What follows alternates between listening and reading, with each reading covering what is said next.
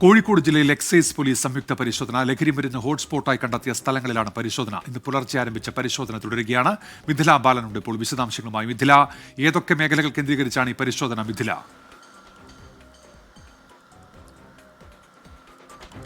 ഉന്മേഷ്, താമരശ്ശേരി മേഖലയിലാണ് ഇപ്പോൾ പരിശോധന ഉള്ളത്. എക്സൈസും പോലീസും സംയുക്തമായാണ് പരിശോധന നടത്തുന്നത്. താമരശ്ശേരി മേഖല എന്ന് പറയുമ്പോൾ തന്നെ ഏറ്റവും കൂടുതൽ ലഹരി കേസുകൾ റിപ്പോർട്ട് ചെയ്യപ്പെടുന്ന ഒരു സ്ഥലമാണ്. ലഹരിക്ക് അടിമപ്പെട്ട ആളുകൾ അക്രമ സംഭവങ്ങൾ, കൊല ഉൾപ്പെടെ, അതായത് കൊലപാതകം ഉൾപ്പെടെ നടത്തിയ ഒരു പ്രദേശം കൂടിയാണ്. അതുകൊണ്ടാണ് ഈ മേഖല കേന്ദ്രീകരിച്ച് ഇപ്പോൾ പരിശോധന ശക്തമാക്കിയിട്ടുള്ളത്. പുലർച്ചെയാണ് ഈ പരിശോധന ആരംഭിച്ചിട്ടുള്ളത്. പ്രധാനമായും ഈ താമരശ്ശേരി മേഖലയിൽ 8 ഹോട്ട്സ്പോട്ടുകളാണ് കണ്ടെത്തിയിട്ടുള്ളത്. അമ്പായത്തോട്, ചമൽ, പൂനൂർ, തലയാട്, ഓമശ്ശേരി, അടിവാരം, താമരശ്ശേരി ടൗൺ, കൊടുവള്ളി എന്നിവിടങ്ങളിലാണ് ഈ ഹോട്ട്സ്പോട്ട് ഉള്ളത്. ഇപ്പോൾ ഇവിടങ്ങളിലാണ് പരിശോധന.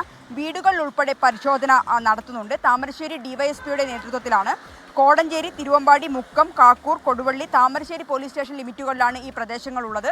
എന്തുതന്നെയായാലും ഈ മേഖലയിൽ തന്നെ ഇത്തരത്തിൽ ശക്തമായ നടപടി സ്വീകരിക്കും എന്ന് എക്സൈസും പോലീസും നേരത്തെ തന്നെ അറിയിച്ചിട്ടുണ്ടായിരുന്നു. അതിന്റെ ഭാഗമായി തന്നെയാണ് ഈ ഒരു സംയുക്ത പരിശോധന. ഉന്മേഷ്.